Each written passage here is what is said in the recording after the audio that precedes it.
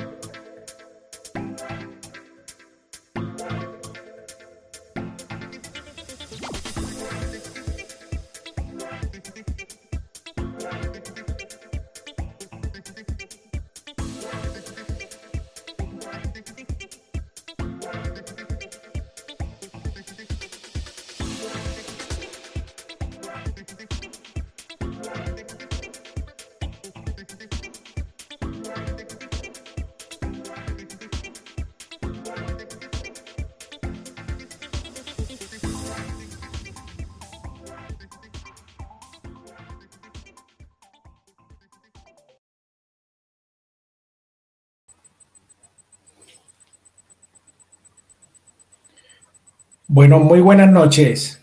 Bienvenidos todos. Mi nombre es Hernando Vargas Uricuechea. Soy médico internista, endocrinólogo, miembro de número de la Asociación Colombiana de Endocrinología, Diabetes y Metabolismo. Y para mí es un verdadero honor estar esta noche frente a ustedes. Como siempre, nuestra querida Asociación Colombiana de Endocrinología, Diabetes y Metabolismo, y a la vanguardia de todos los procesos y programas de educación médica continuada, hoy no es la excepción. En conjunto, en asociación y en apoyo por ComPTC Therapeutics y en nombre de la doctora Varinia Rosso, muchas gracias. Todo el agradecimiento infinito para nuestra asociación y al laboratorio.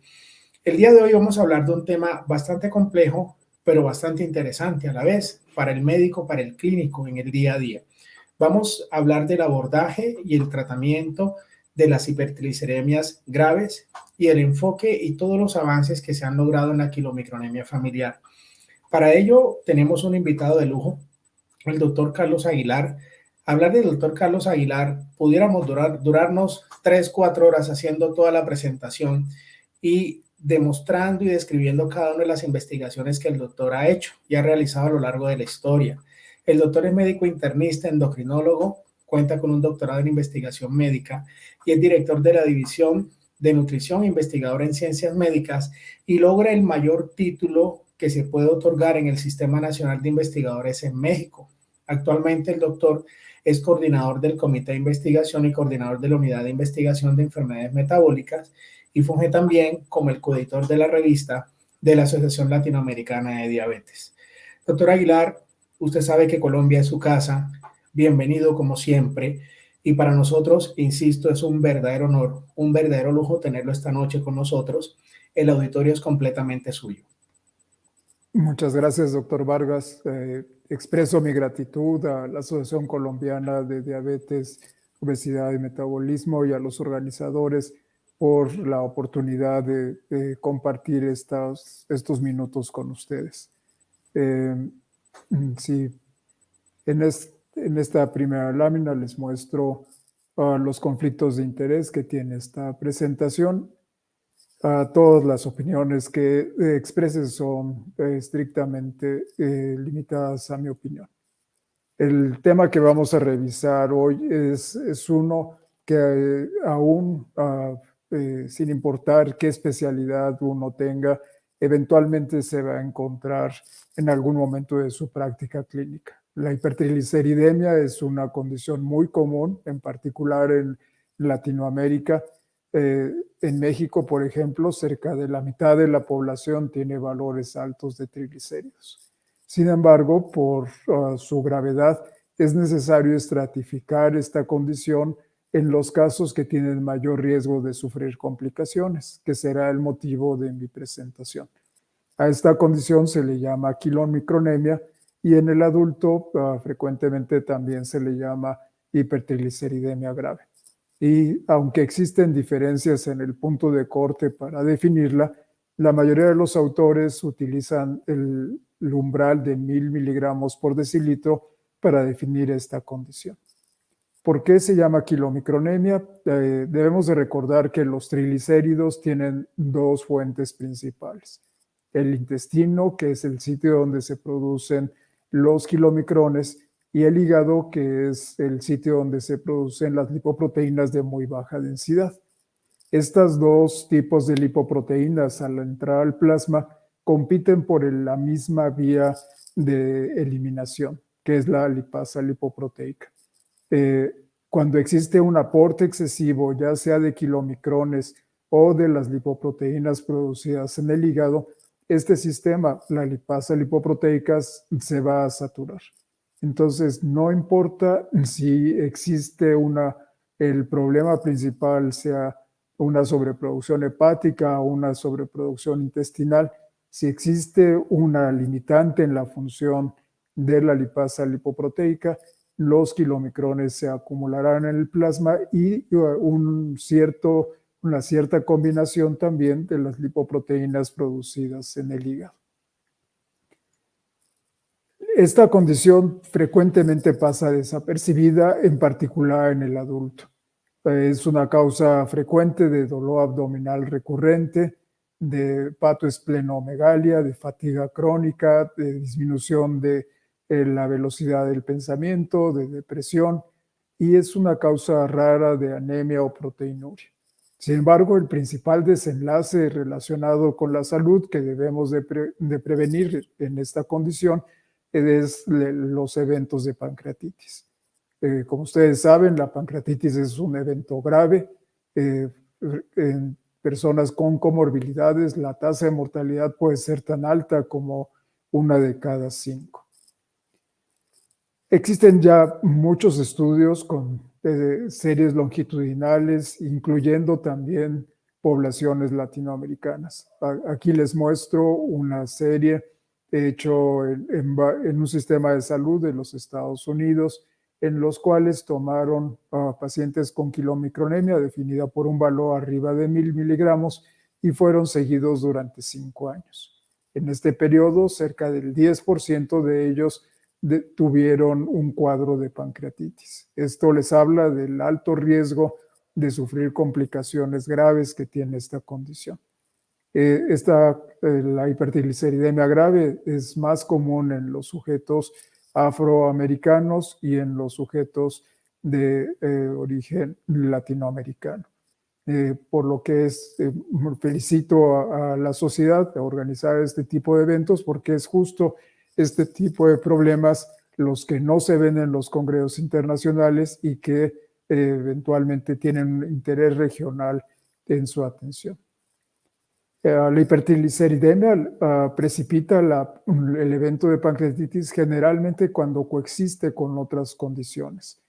El riesgo de sufrir pancreatitis empieza por arriba de 500 miligramos por decilitro y alcanza su valor máximo cuando el valor de triglicéridos es superior a 2000.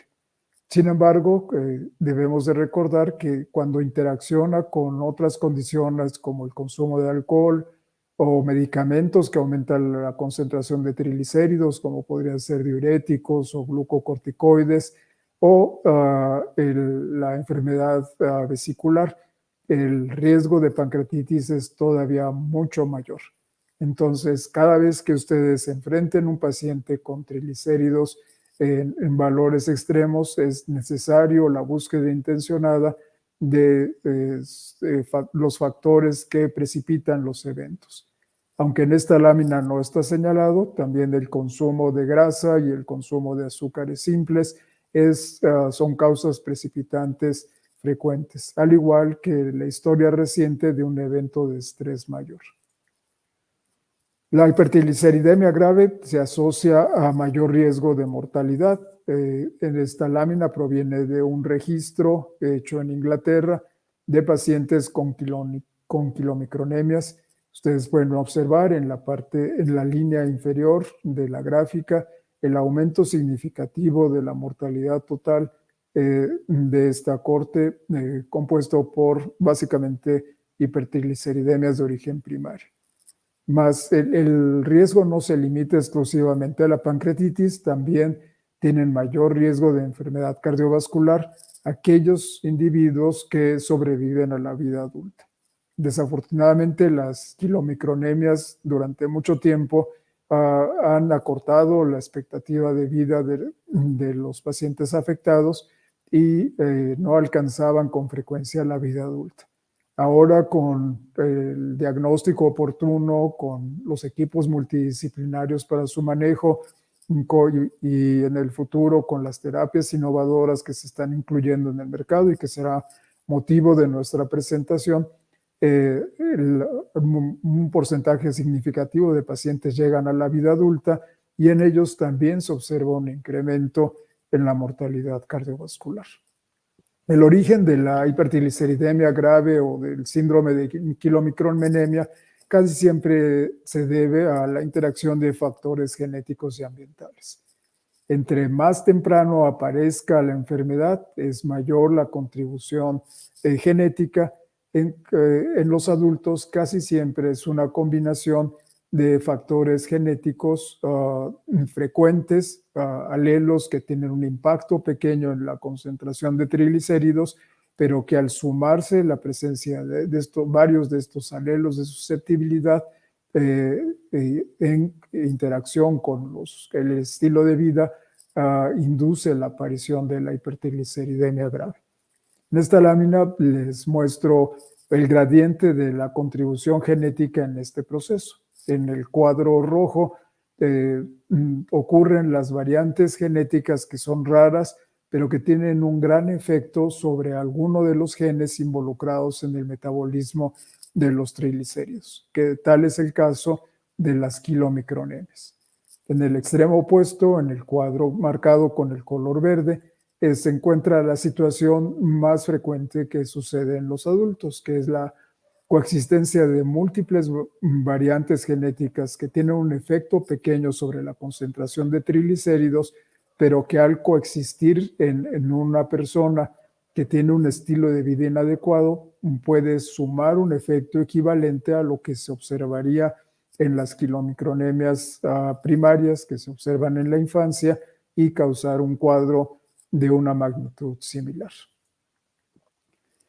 Por lo tanto, el primer ejercicio que vamos a hacer en esta presentación es revisar cómo debemos de distinguir una forma monogénica, es decir, causado por formas raras pero con un gran impacto, de las formas poligénicas, que son las que preferentemente se ven en el adulto. En esta lámina, que proviene de una revisión clásica de Robert Hegele, les muestro las características principales. Mientras que en las quilomicronemias primarias generalmente se presentan a edades tempranas, en la primera década de la vida y en pocas ocasiones en la adolescencia. Por el contrario, las formas poligénicas siempre son después de los 40 años. En las formas monogénicas, la manifestación clínica más frecuente es una talla baja, un retraso del crecimiento, en conjunto con dolor abdominal, náusea, vómito, y los pacientes desde edades tempranas tienen lesiones cutáneas conocidas como jantomas eruptivos, de los cuales les hablaré un poco más adelante. En contraste, en el adulto muchas veces pasa asintomática, puede presentarse como cuadros de dolor abdominal de repetición. Sin embargo, la aparición de los jantomas es mucho menos frecuente, y también el riesgo de sufrir pancreatitis. La prevalencia es contrastante entre estas dos condiciones, mientras que las formas monogénicas, las quilomicronemias primarias, se estima que está presente en 1 de cada millón de personas aparentemente sanas. En contraste, las formas poligénicas, la prevalencia es de 1 en cada 600 adultos en caucásicos.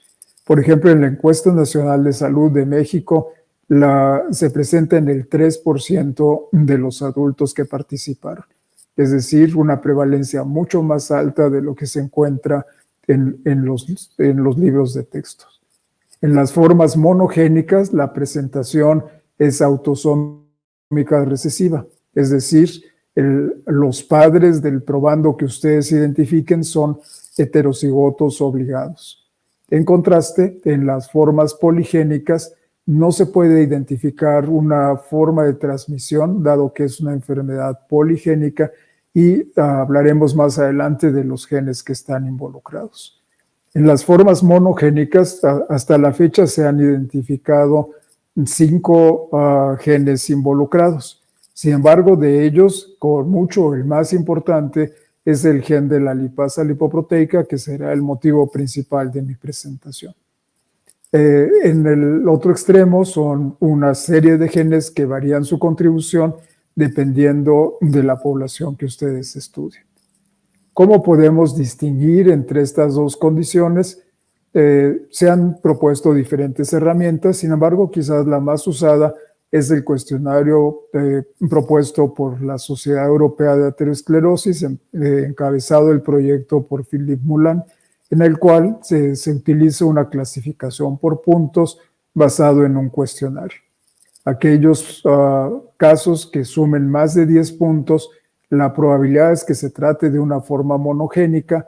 En contraste, aquellos que tengan menos de 8 puntos, lo más probable es que se trate de una forma poligénica.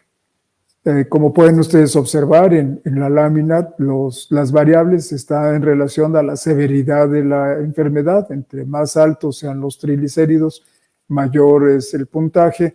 La presencia de pancreatitis es otro factor que suma hacia la posibilidad de que sea una forma monogénica, pero sin duda el factor que da más puntos es la edad de aparición de la enfermedad.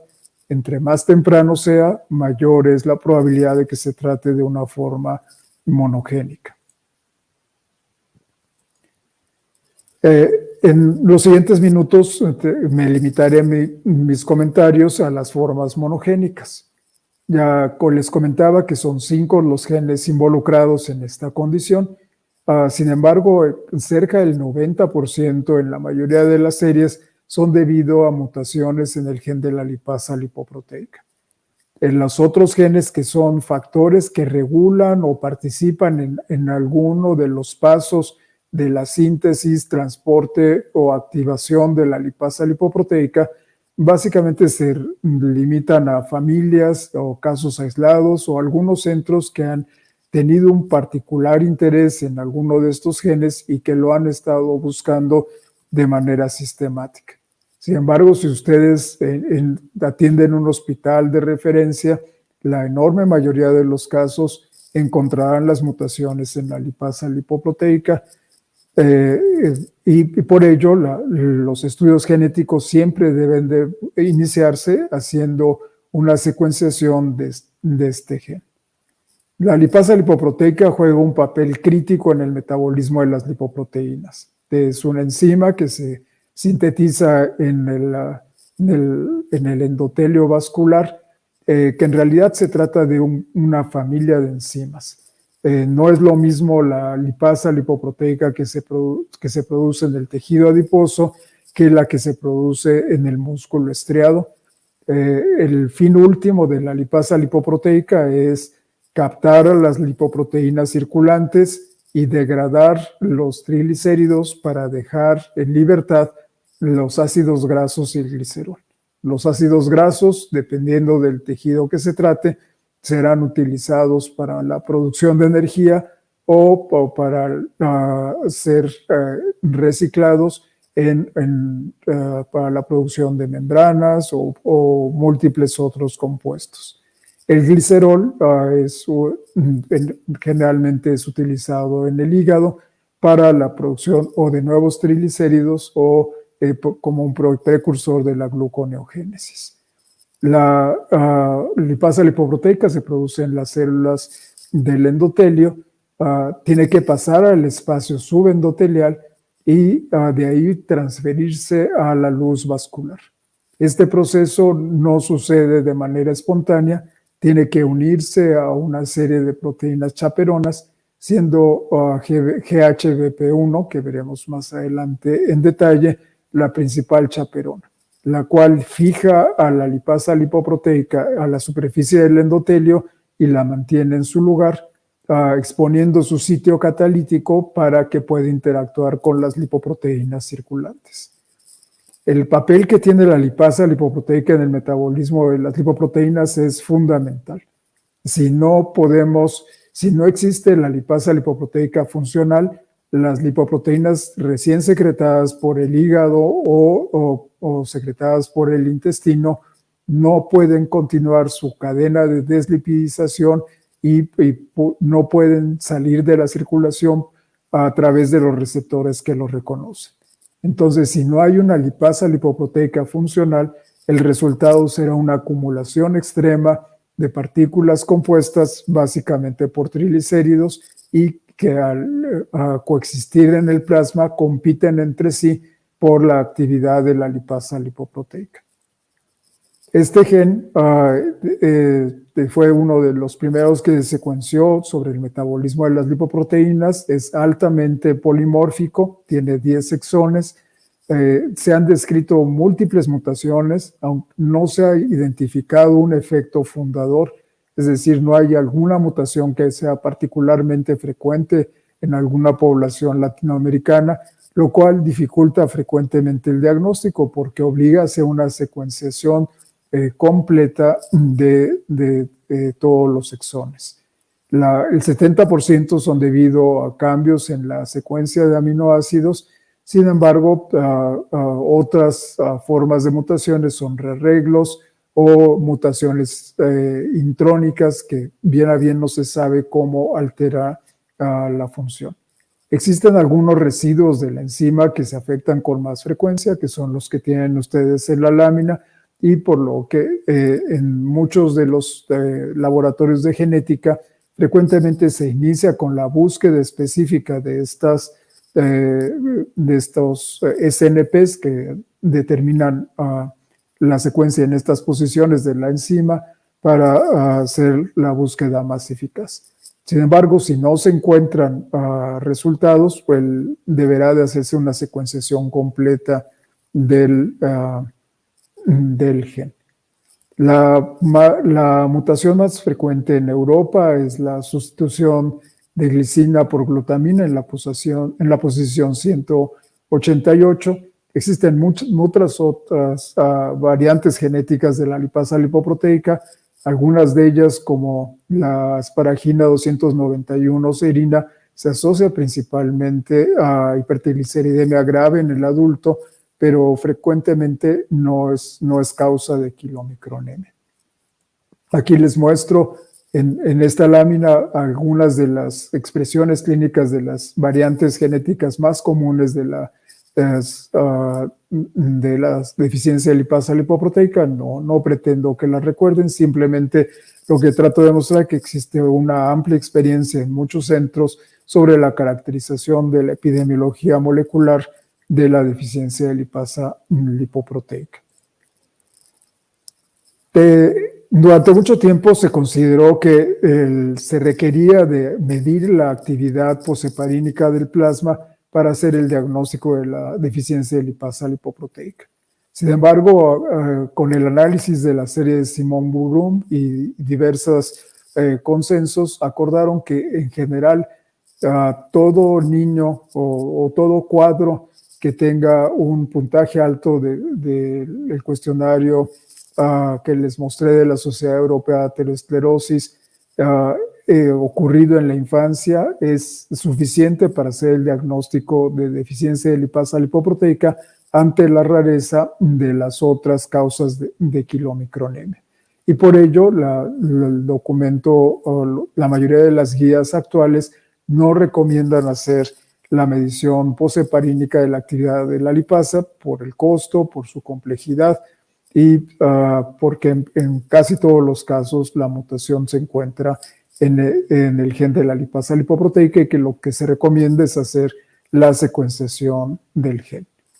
Los otros genes involucrados en la quilomicronemia familiar empezaré con LMF, que es el factor de maduración de las lipasas, que es una de las chaperonas que les comentaba, acompaña a la enzima en su proceso de viaje hacia la superficie del endotelio. Esta chaperona fue identificada en UCLA, en parte por el trabajo de la doctora Päivi Pajukanta, con la cual tengo el honor de colaborar desde hace muchos años.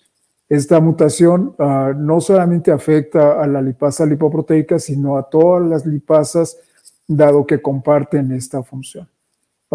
El resultado final es que tanto la lipasa endotelial, la lipasa hepática y la lipasa lipoproteica pierden su función porque no son transportadas hacia la superficie del endotelio.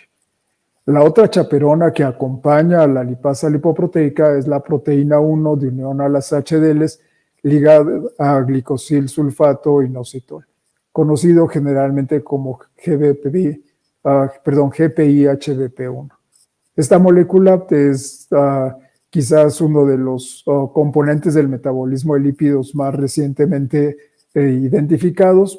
Al principio fue reconocido como un receptor de las HDL y posteriormente, otra vez en UCLA, se identificó que esa no era su función principal, que su función principal era unirse como una proteína chaperona a la lipasa lipoproteica. El grupo de Steve Young generó un ratón en el cual se noqueó a este gen y el ratón desarrolló kilomicronemia. En esta lámina les muestro el modelo conceptual de cómo esta proteína chaperona fija la lipasa lipoproteica, la transporta a través del endotelio y la mantiene funcional en la superficie vascular. Tiene una interacción específica y sobre todo expone su sitio catalítico a la superficie de las lipoproteínas. Existen desafortunadamente pocas familias.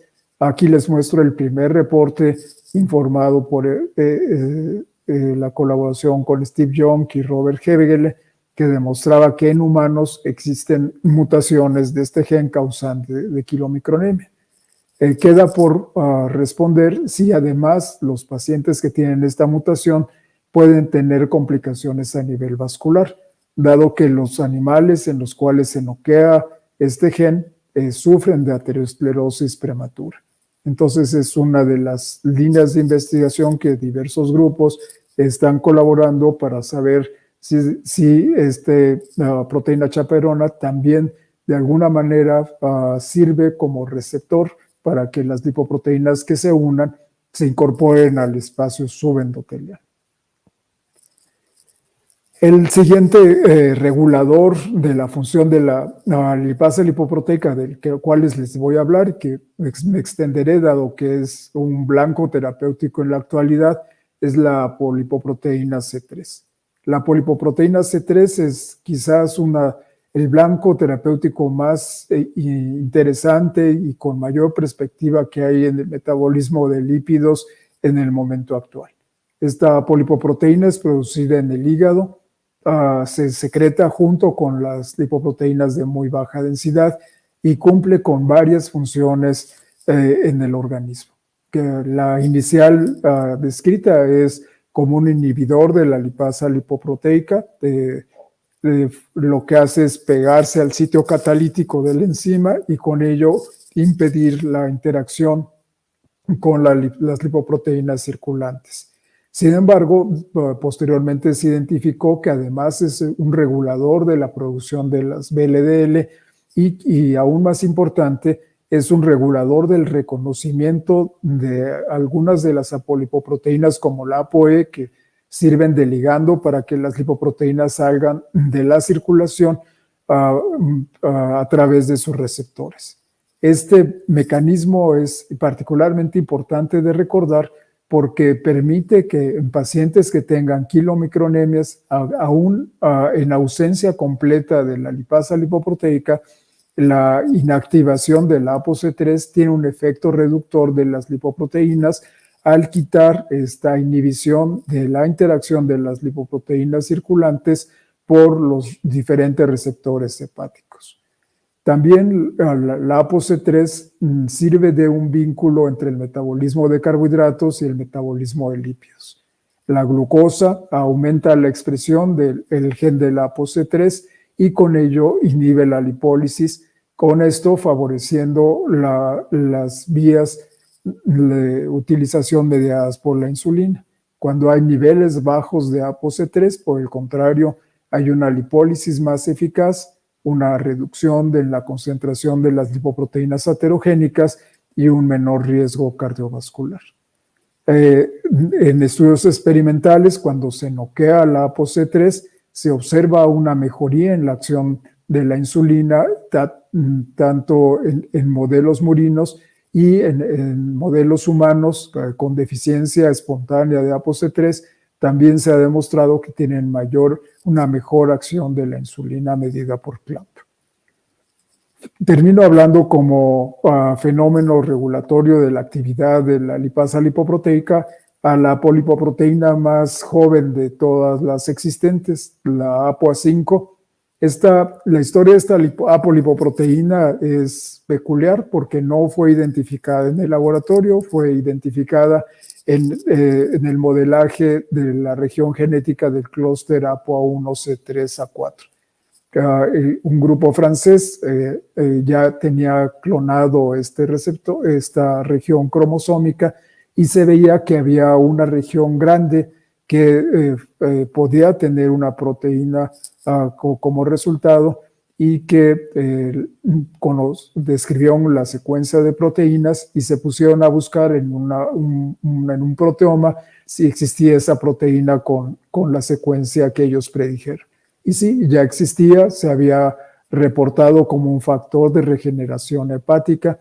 En la actualidad se sabe que ese no es su papel principal, es un regulador de la acción de la lipasa lipoproteica a través de regular otra proteína que es ANGPTL3, que hablaremos más adelante. Esta apoproteína, la ApoA5, tiene una estructura de alfa hélice, lo cual le permite intercambiarse entre las diversas lipoproteínas. Tiene una concentración muy baja en la circulación y se calcula que aproximadamente una ApoA5 existe por cada 24 partículas de VLDL, por lo cual todavía no queda muy claro cómo puede tener un efecto tan importante. Se ha demostrado tanto en modelos animales como en humanos que mutaciones en esta apolipoproteína es capaz de causar quilomicronemia, en particular en las formas tardías.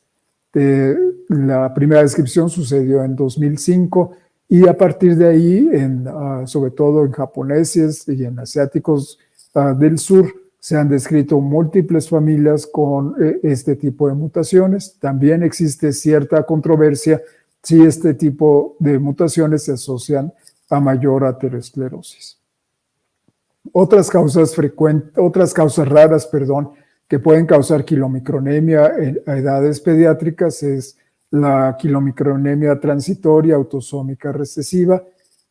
Es extremadamente rara, se presenta en los primeros días de vida y desaparece de manera espontánea. Esta se presenta generalmente acompañada por esteatosis hepática y el dato clave para pensar en esta condición es hepatomegalia y un retraso muy importante en el crecimiento.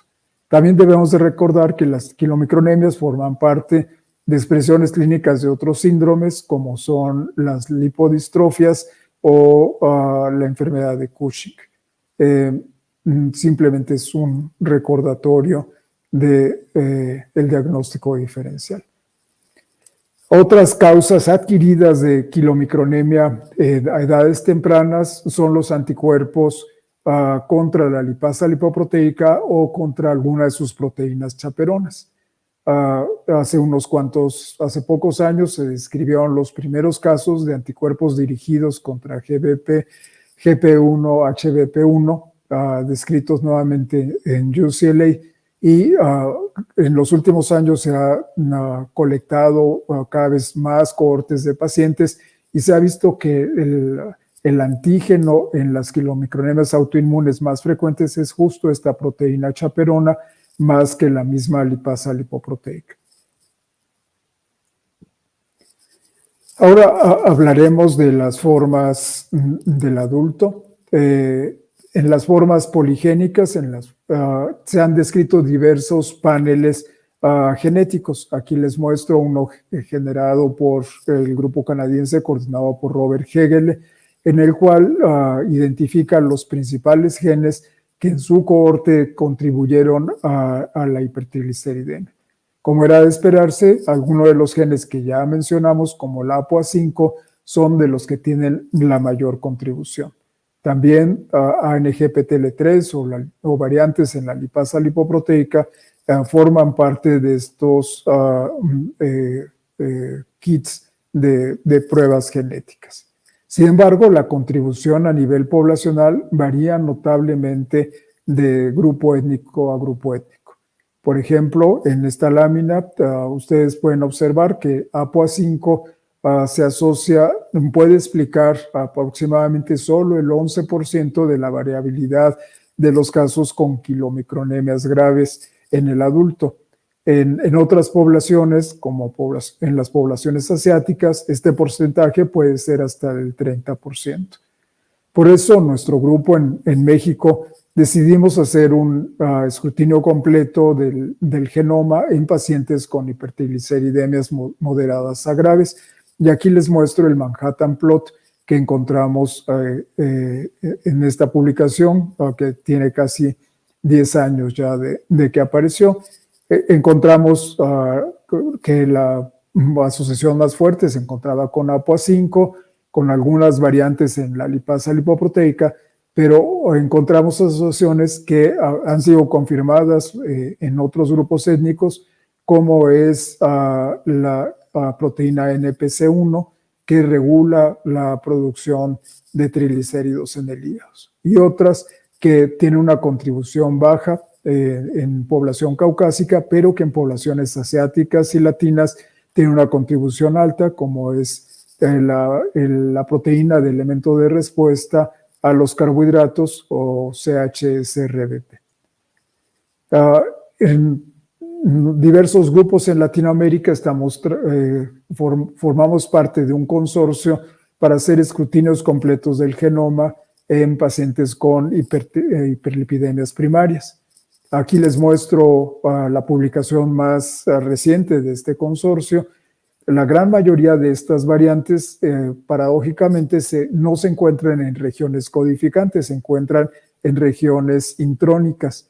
Y por ello, este tipo de esfuerzos se combinan con otros estudios ómicos, como la transcriptómica o la proteómica o la metabolómica, para tratar de conocer cómo estas variantes afectan las vías metabólicas que determinan el fenotipo clínico en estudio. Este mismo tipo de esfuerzos también permite identificar las variantes que son propias de algunos grupos étnicos. Esto es particularmente frecuente en las poblaciones de origen africano y en las poblaciones latinoamericanas. En esta última publicación que les muestro, que apareció hace unos cuantos meses, se encontraron 6 nuevas variantes que son específicas para la población latinoamericana. Y esto nos lleva a hacer un poco de reflexión sobre los scores poligénicos. En particular, para hipertrigliceridemia grave se han descrito múltiples scores poligénicos. Quizás el más usado es el reportado por Robert Hegel, que se los mostré hace unas cuantas láminas, conocido como LIPSEC. Sin embargo, en base a la contribución diferenciada que hay entre las diferentes regiones, es necesario que se generen scores poligénicos de acuerdo al grupo étnico.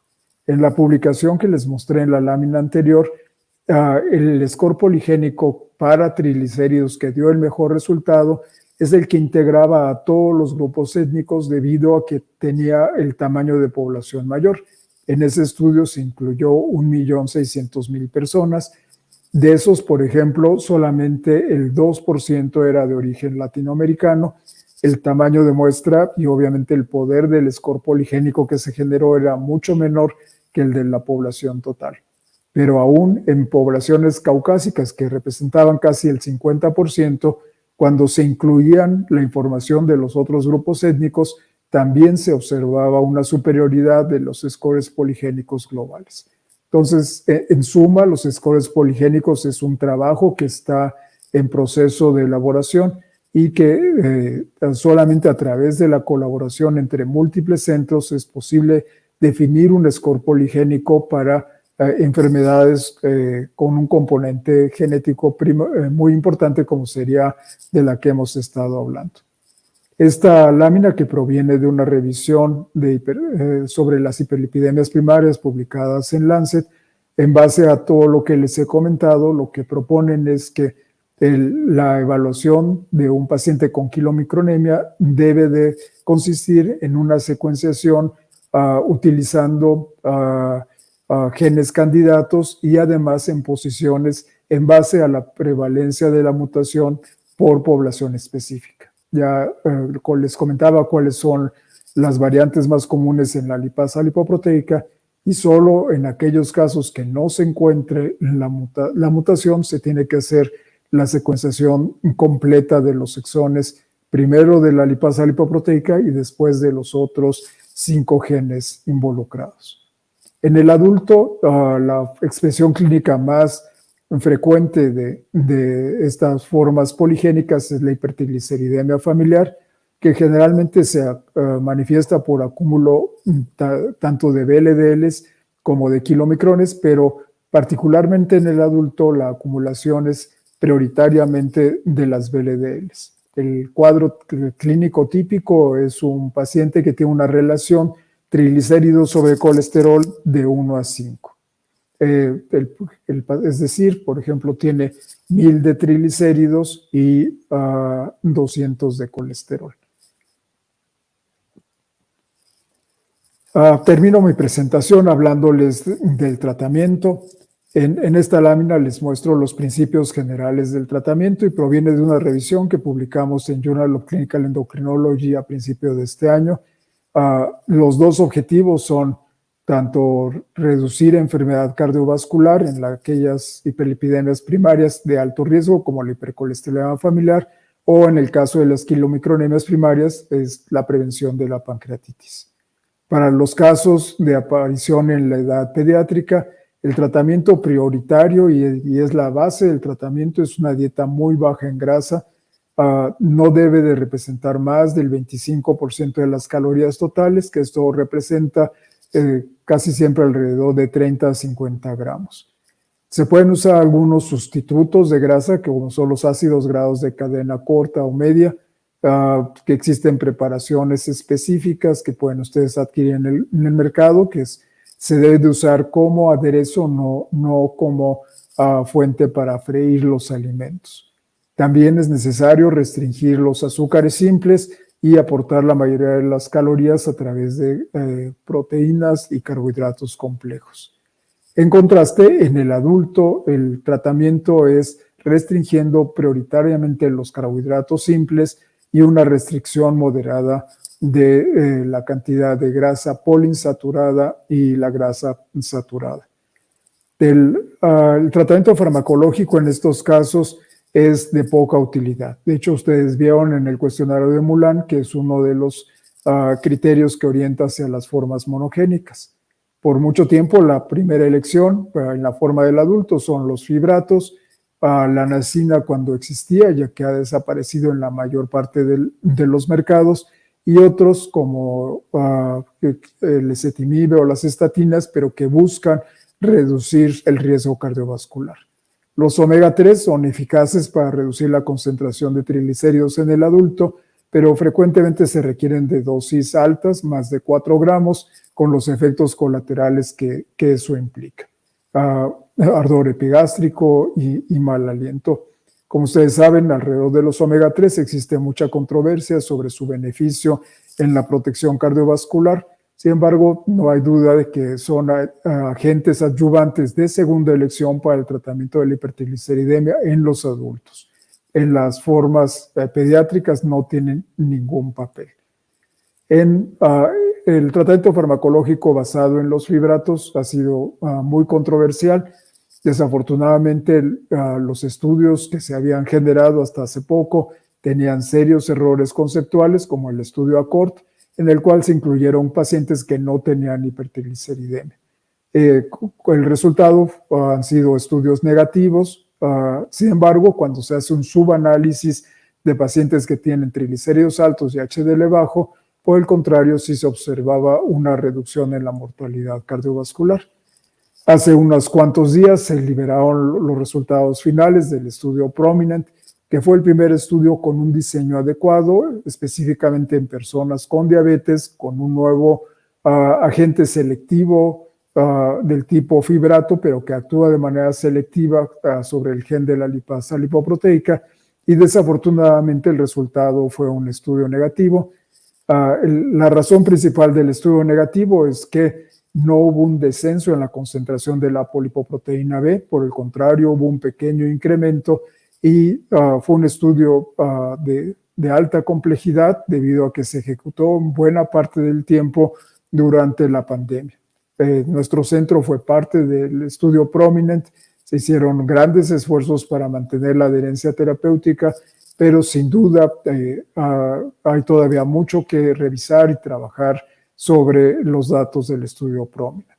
En el extremo expuesto está el recientemente liberado datos del estudio Strength con una combinación de omega 3 que tiene icosapentanoico como cosexanoico y que nuevamente, como en otros estudios, nos dio un resultado negativo. Para que pueda haber una reducción en eventos cardiovasculares a través de la eliminación de las partículas ricas en triglicéridos, utilizando a la randomización mendeliana como el método para estimar el beneficio, se requiere una reducción muy importante, cerca de un 40 a 60% en la concentración del colesterol de remanentes. Y hasta ahora, ninguno de los agentes con los que contamos es capaz de inducir esta reducción, por lo que este tipo de resultados negativos es hasta cierto punto esperable. Terminaré mi presentación hablando sobre los nuevos tratamientos. Al respecto, ha habido un gran avance en los últimos años que van desde inhibidores de la síntesis de la expresión del gen del ApoB o la inserción del gen de la lipasa lipoproteica, que desafortunadamente por no ser costo eficaz ha desaparecido del mercado, o los nuevos agentes basados en la interferencia de la síntesis de blancos terapéuticos nuevos como es ANGPTL3 o la ApoC3, que será el motivo de término de mi presentación. En esta lámina, que también proviene de la revisión publicada en Journal of Clinical Endocrinology, les muestro los nuevos blancos terapéuticos para las hiperlipidemias primarias. Uno de ellos es ApoC3 a través de un agente antisentido que bloquea la traducción del gen de ApoC3, que es volanesorsen. Otro posible blanco por el mismo mecanismo es ANGPTL3. Sin embargo, debido a los efectos colaterales que han surgido con esta terapia, esta línea de investigación se ha detenido por la alta frecuencia de efectos adversos a nivel hepático. Por lo que en la práctica, para los pacientes con quilomicronemia por deficiencia de lipasa lipoproteica o de origen poligénico, la única opción en el proceso de tener acceso a estas nuevas formas de tratamiento es la terapia basada en la interferencia de ApoC3. Este agente, volanesorsen, es un agente antisentido que está dirigido al RNA mensajero de la ApoC3. Se une a una región específica, a los residuos 489 a 508, y expone el RNA a la enzima proteolítica que destruya el RNA mensajero o una histona, y con eso se disminuye la expresión.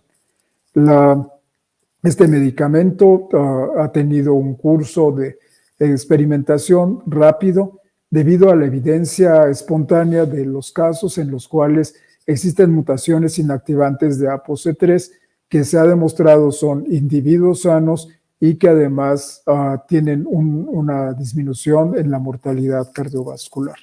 Esto generó un amplio interés y tratar de noquear el gen de la ApoC3 es una de las principales prioridades en la actualidad en muchos de los laboratorios.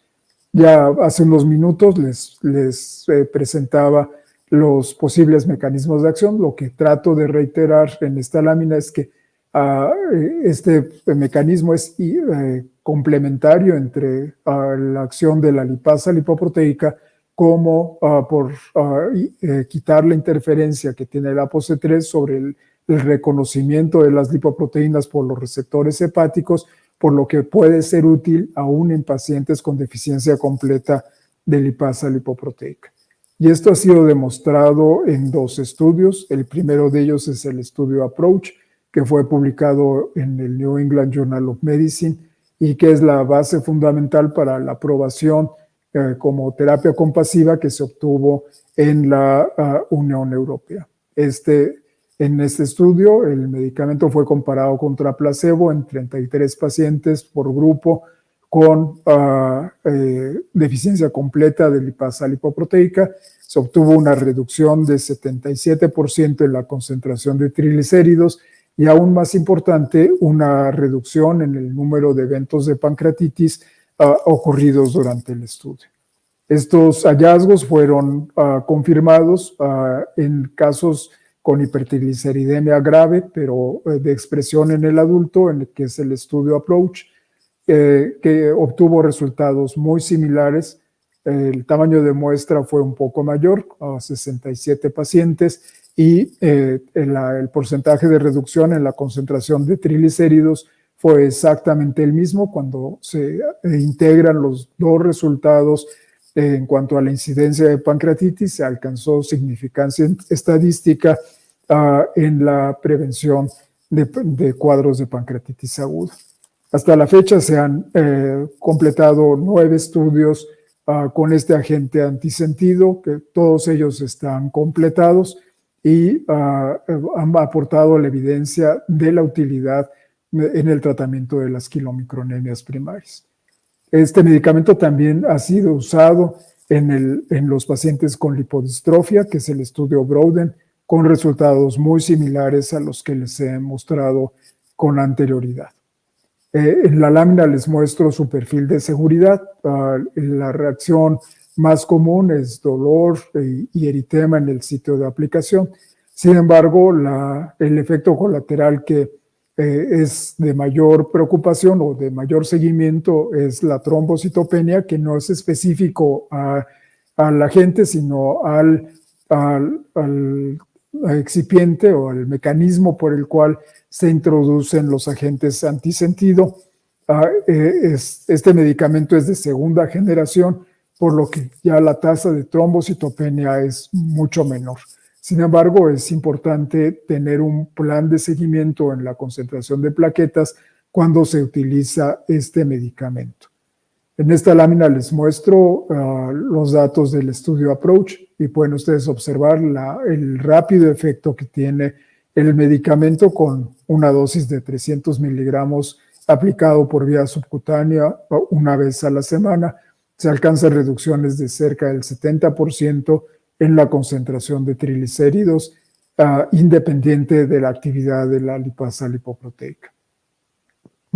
Existe todo un programa de investigación para tratar de identificar cuáles van a ser las nuevas indicaciones, aparte de las quilomicronemias primarias, de este tipo de medicamentos, dado que no solamente reducen los kilomicrones, sino también otras partículas que potencialmente pudieran causar depósitos en el espacio subendotelial.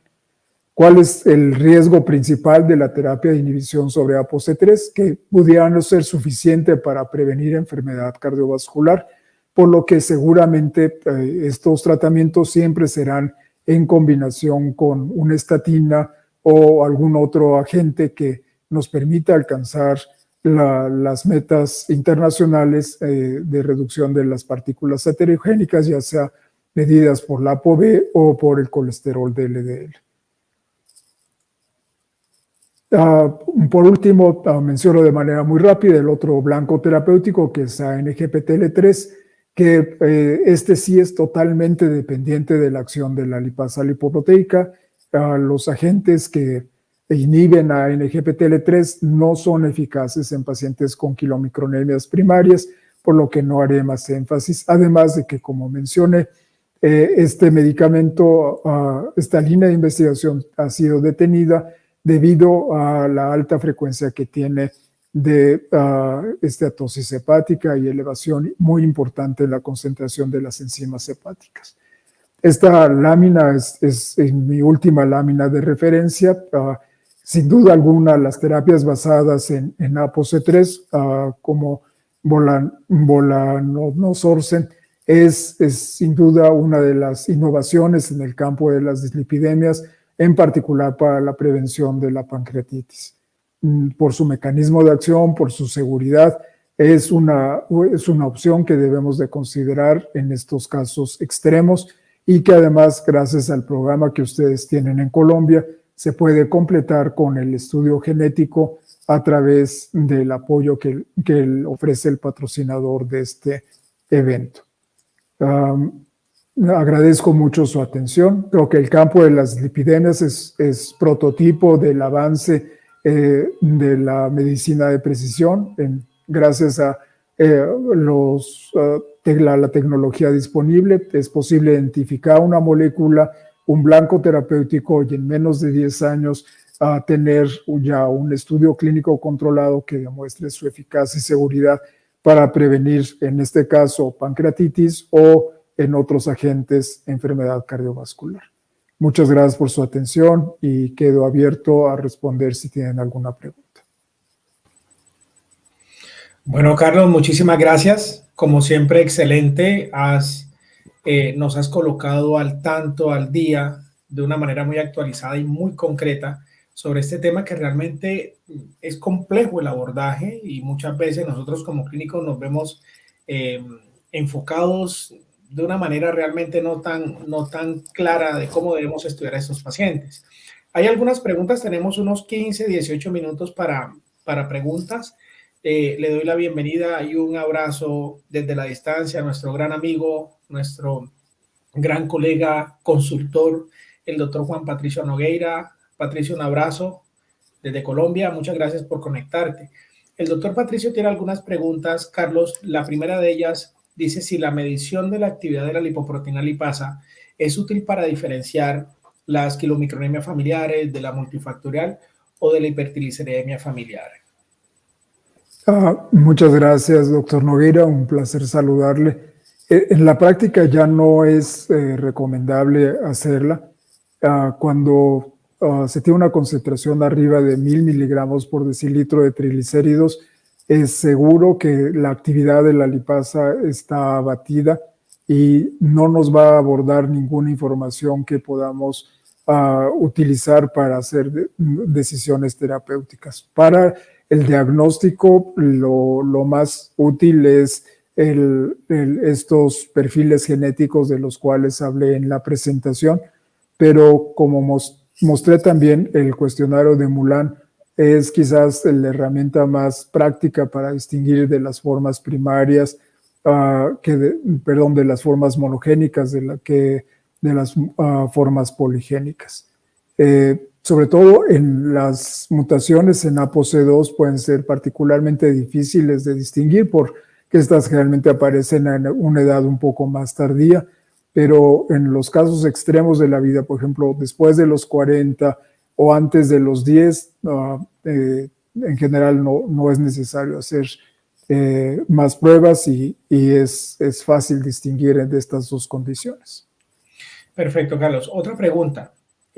Si sabemos de que existe una relación muy clara entre los puntos de corte de la hipertrigliceridemia con el riesgo de pancreatitis, ¿qué consideras tú que es un mejor marcador de quilomicronemia? ¿El retinilpalmitato como marcador del quilomicrón maduro o la medición de ApoB48? Son mediciones complementarias. El retinilpalmitato lo que habla es de la capacidad del intestino de absorber lípidos. En cambio, la ApoB48 lo que habla es del número de kilomicrones en la circulación, que no necesariamente son equivalentes. Por ejemplo, en algunas enfermedades raras, como la enfermedad de retención de kilomicrones, existe una disociación entre estas dos pruebas. La medición de retinilpalmitato es un procedimiento complejo que se limita básicamente a algunos centros con amplia experiencia. En el sitio donde yo me entrené, en la Universidad de Washington, teníamos experiencia en la medición con retinilpalmitato y habría que oscurecer todo el laboratorio. Era relativamente fácil de contaminar la prueba, por lo que gradualmente ya la mayor parte de los centros lo que hacen es medir ApoB48.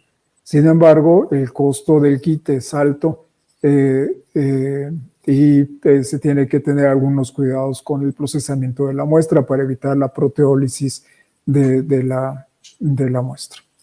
Perfecto, Carlos. Otra pregunta. En nuestro medio, la realización de cirugías bariátricas metabólicas en el contexto de los pacientes con obesidad grado 2 o obesidad mórbida es muy acompañado de esos pacientes del síndrome de hipertrigliceridemia, que puede ser tanto familiar como multifactorial. ¿Tienes algún dato? ¿Nos puedes dar alguna luz sobre si conoces efectos de esta cirugía bariátrica con el propósito de bajar la resistencia a la insulina como un factor desencadenante de esa hipertrigliceridemia? Sí, hay muchas series que han puesto particular énfasis en el metabolismo de lípidos en cirugía metabólica. El efecto desafortunadamente se pierde con el tiempo, en particular, por ejemplo, para la concentración de colesterol. En cuanto el paciente deja de perder peso, el valor de colesterol regresa al valor basal. En cuanto a los triglicéridos, el efecto es más duradero y si tú comparas la concentración basal contra un seguimiento a varios años, de todas maneras encuentras diferencias. Sin embargo, en un paciente con una forma primaria como las que hemos estado describiendo a lo largo de esta hora, si el paciente recae en su forma de alimentar, aunque no regrese al peso inicial que tenía, el paciente nuevamente tendrá concentraciones altas de triglicéridos y riesgo de pancreatitis. Perfecto. Yo me disculpas que haga una pregunta personal y es una Por duda. supuesto. Si está claro cuáles son los determinantes importantes del score de Moulin y el punto de corte mayor de 10 para considerar que es un síndrome de quilomicronemia familiar, pero hay algunos factores asociados que pueden también de manera independiente incrementar la probabilidad que este individuo que estamos planteando en una hipertrigliceridemia grave, la presencia de quilomicronemia familiar, y la pregunta va enfocada, primero, en factores como el índice de masa corporal, por ejemplo, por debajo de 26, el valor de la ApoB menor de 100 y el valor del LDL menor de 40. Si uno se enfoca en esos tres variables que pueden incrementar también ese rendimiento diagnóstico, ¿se justifica medirlos además del score de Moulin o básicamente con el score de Moulin y esos valores de triglicéridos por encima de 1000 son suficientes y necesarios para poder plantear dicho diagnóstico? El cuestionario de Moulin fue hecho principalmente para orientar a los genetistas sobre qué estrategia de búsqueda de defecto genético se tendría que hacer. Entonces, estaba orientado a poblaciones principalmente jóvenes. Uno de los investigadores con los que se desarrolló es Mauricio Averna, que fue uno de mis compañeros en el proceso de entrenamiento en la Universidad de Washington, y estuvimos interactuando tratando de validar ese cuestionario en población mexicana. El problema es que cuando lo aplicas en población adulta, suceden las observaciones que tú mencionas. Factores importantes como el índice de masa corporal que determina la concentración de triglicéridos no están considerados. Básicamente porque ellos lo hicieron en población muy joven, básicamente entre la transición de población pediátrica a población adolescente o adulta. Creo que habría que hacer un nuevo score para población adulta. Perfecto, Carlos. Hay una pregunta de uno de nuestros grandes colegas y líderes de opinión, el doctor Jorge Castillo. Jorge, muy buenas noches. Muchas gracias por tu pregunta. El doctor Castillo nos dice, ¿qué pasa con el metabolismo de las lipoproteínas de muy baja densidad, con las VLDL, que también se ven o se deben ver afectadas por la deficiencia de lipoproteína lipasa, Carlos? Al no haber un efecto lipolítico de la lipasa lipoproteica, estas lipoproteínas se acumulan en el plasma y no pueden sufrir sus cambios en la superficie para incorporar apolipoproteínas que eventualmente van a servir como receptores para sacar las partículas de la circulación. Por ejemplo, las VLDLs recién secretadas prácticamente no tienen ApoE en su superficie. La ApoE, que sirve como ligando, se incorpora después de la acción de la lipasa lipoproteica. Entonces, es fundamental que haya cierto grado de lipólisis para que las VLDLs gradualmente cambien su composición y se conviertan en IDLs y posteriormente en LDLs y sean depuradas del plasma. Muchas gracias, excelente respuesta. Una pregunta a la doctora Paz Ibarra. Dice, ¿el lipidograma electroforético tiene alguna utilidad en el estudio de estos pacientes? Durante mucho tiempo fue el primer estudio que se solicitaba, dado que permite separar los kilomicrones de las otras partículas ricas en triglicéridos. En la actualidad ya muy pocos laboratorios lo hacen. El solo valor de triglicéridos es suficiente para poder identificar la concentración de kilomicrones. Y las implicaciones prácticas para el manejo son mínimas. Sabemos en alguien que tiene más de 1000 de triglicéridos que va a tener kilomicrones en el plasma, más cierto grado de acumulación tanto de remanentes como de VLDLs. Lo principal es identificar la etiología, si es una forma monogénica o es una forma poligénica. Perfecto. Aquí hay una pregunta que se ha repetido 2 o 3 veces. Esta es una del doctor Rivas Arenas. Dice, dado las dificultades de los sistemas de salud, el solo nivel de triglicéridos mayor a 1000, sin más estudios, iniciamos tratamiento indistintamente. ¿Cómo hacemos el seguimiento al tratamiento? Pero yo quisiera como agregarle un renglón seguido a lo que dice el doctor Rivas Arenas, doctor Carlos. ¿Cómo podemos hablar o cuándo consideramos refractariedad al tratamiento de estos pacientes con hipertrigliceridemia y cuántos medicamentos deberían utilizarse y en cuánto tiempo para decir que hay refractariedad a la intervención medicamentosa que hacemos? El tratamiento de las hipertrigliceridemias graves tanto en niños como en adultos se basa en la dieta.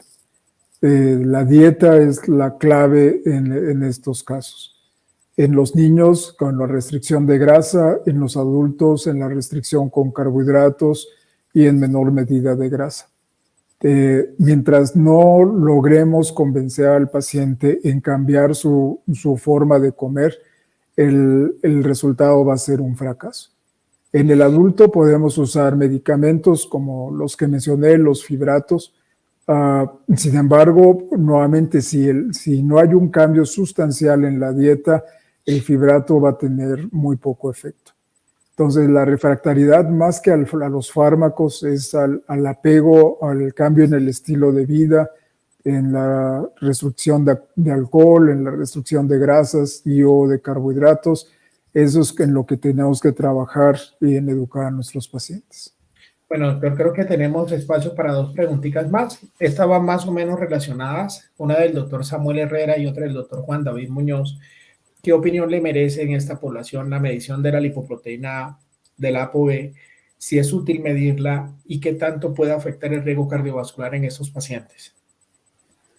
La ApoB sin duda es útil. La apolipoproteína B en los ensayos de última generación tiene poca interferencia con la concentración de triglicéridos. Sin embargo, en los ensayos más comunes sí puede haber un tanto de interferencia en plasma extremadamente lipémicos. Nos puede dar una idea para distinguir si es una forma poligénica asociada a aterosclerosis o no, como podría ser una hiperlipidemia familiar combinada. Yo creo que todo paciente con kilomicronemia en algún momento debe de tener una medición de la apolipoproteína B. En cuanto a la lipoproteína A, si bien existe cierta interacción entre el metabolismo de la LPA y los triglicéridos, no es indispensable para el manejo de la kilomicronemia. Sí es útil para la evaluación del riesgo cardiovascular y lo será más en los siguientes años, que una vez que existan los agentes antisentidos contra la lipoproteína A. De todas maneras, se recomienda, una vez que el paciente haya superado las cifras lipémicas, niveles que interfieran con la medición de la lipoproteína A, hacer su medición para tener una evaluación lipídica completa. Muchas gracias por tus respuestas, Carlos. Magnífico como siempre. Y quiero simplemente para cerrar esta noche académica, porque hay 2 preguntas relacionadas con esto, es decir, en nuestro medio, ¿qué se debe hacer para solicitar un estudio genético? Países como Colombia, Ecuador, Perú y Centroamérica, tenemos el apoyo de Janssen Pharma. Este es el programa de soporte para el diagnóstico y que está disponible a nivel nacional en alianza con PTC Therapeutics, que es el laboratorio que nos da el apoyo para esta charla completamente académica. Es un programa muy simple, muy práctico. Ustedes cuando tengan un individuo, un paciente con hipertrigliceridemia severa, en donde estén planteando un posible diagnóstico de quilomicronemia familiar, lo que se recomienda es evaluar esa parte clínica, completar el formulario de solicitud online y el score de Mulan. Esta población que tiene un score por encima de 10, perfectamente se le puede realizar la prueba. Janssen Pharma procesa la orden y toma la muestra a nivel nacional. Entonces se contactan con el laboratorio, pueden escanear este código, aparece la línea de WhatsApp y en el transcurso unas 2, 3, máximo 4 semanas aparecen los resultados del paciente. Entonces, por favor, para que lo tengan en cuenta. Nuevamente les agradecemos infinitamente su presencia, a cada uno de los colegas que nos estuvieron acompañando esta noche, desde Argentina, desde Perú, desde Ecuador, desde Centroamérica, desde México. Y lógicamente, doctor Aguilar, usted sabe que Colombia, vuelvo, insisto, es su casa, siempre será bienvenido, un honor, un lujo, me ratifico en ello. Magnífica conferencia, doctor. Muchas gracias por su tiempo, muchas gracias por sus enseñanzas. Muchas gracias, Hernando. Muchas gracias a la mesa directiva de la sociedad y gracias a todos por su atención. Bueno, entonces con esto finalizamos, damos cerrados por el evento. Los esperamos en todas las exposiciones y todo el componente académico que nuestra Asociación Colombiana de Endocrinología, Diabetes y Metabolismo tiene para ustedes. Una feliz noche. Buenas noches.